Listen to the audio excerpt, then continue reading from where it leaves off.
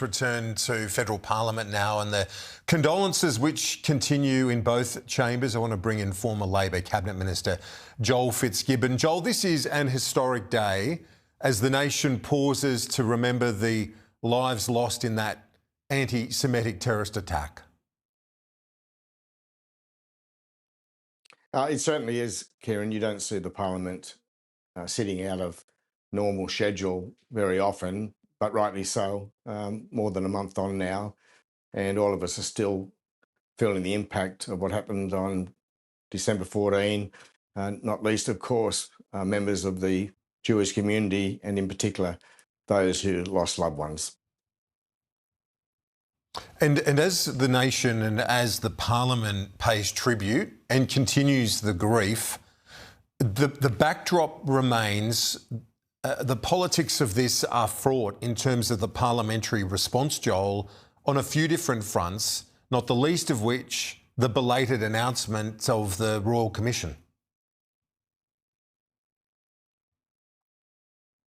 Yeah, I think it's fair to say, Kieran, that politics is changing in very considerable ways, not just here in Australia, but across the globe. We see that in most countries we watch closely. And of course, the polls today show a further decline in the share of the primary vote amongst the major political parties. You know, when Bob Hawke was elected in 1983, the share of the primary vote between the two major parties was 93%. According to Newspoll today, it's 53%, and even the Resolve poll says it's around 58%. So massive changes in the way we do democracy in Australia. But you know, who would have known or could have known that the Prime Minister's understandable, I think, reluctance to race to a Royal Commission would cause such a fuss in the community?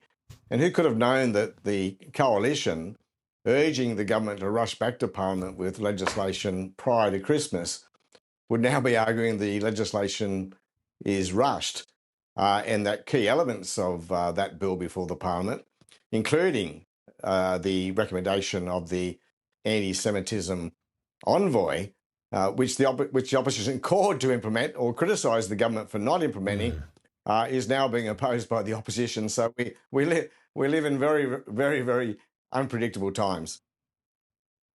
We do indeed. The powerful speeches today, and there have been several of them, emotional, really wonderful tributes in a very dark time for the nation. But there was a tinge of, and I'm not going to say it was overt politicisation by any stretch, but still some sharp critiques and criticisms of the government. The most powerful, from what I have seen thus far, was from Julian Lisa, who says the Jewish community are asking where the leaders are right now. I didn't see any of the other contributions, Kieran, but I did see the contributions of both the Prime Minister and the Leader of the Opposition, both powerful and appropriate speeches. I was a little bit surprised that Susan Lee used that speech to creep into the political debate. I'm sure she thought long and hard about that and probably consulted members of her own team. But, you know, frankly, I think it was a little bit unfortunate. I don't think that was the time. Okay, on to the Newspoll. Tell me, you touched on it a moment ago, but just give us a deep dive into some of these numbers. Barnaby Joyce was on with Laura Jays just 20 minutes ago. Says he's humbled by the result. He obviously feels it's a Barnaby bump. What's your read? Well, I predicted when you asked me last year that Barnaby Joyce would easily win a Senate spot in New South Wales under the One Nation banner, and I think those polls today have certainly vindicated my view on that front. Look, I think the bump's a result of a few things. Certainly Barnaby, I've no doubt that people are very pleased to see him make that move and will be supportive of it. But I think it just again shows the fracturing of what used to be a near consensus in the Australian Parliament on the really important things, you know, like national security and some of the things we're dealing with off the back of Bondi. But that's now fractured. People are all over the place. Their minds still front and centre with cost of living. That's also true in the United States and in most European countries. And, it's going to be incumbent upon the major parties now to demonstrate that while they're facing all these very serious challenges on the national security front and coming out of Bondi, etc., that they are laser-like focused still on what is the biggest issue for most Australians, that is their struggle to keep pace with cost of living pressures. So big challenges for the major parties. But I think most importantly, I think Anthony Albanese, because he's been there so long and he's been leader of the House in a hung parliament, understands the power structures of both the political parties. I think he's well placed to understand the changing nature of our parliamentary democracy, that is, in both houses. While he has a big majority in the House, there is still an abnormal big crossbench presence, people with a lot of influence, and he'll need to manage that change in our parliamentary democracy, and I think he's well placed to do so. But it might take me a little while to find his feet, because these are big changes. You have been mentioned as a favourite in the mix for the next ambassador to the United States. Are you up for it? Well, I haven't had any conversation with the Prime Minister or the Foreign Minister on this issue, Kieran. The media has been very generous in its speculation on this front. Look, I spent 34 years in elected office. It was one of the greatest privileges of my life to serve my local community and indeed the nation, and I have no regrets and enjoyed that enormously.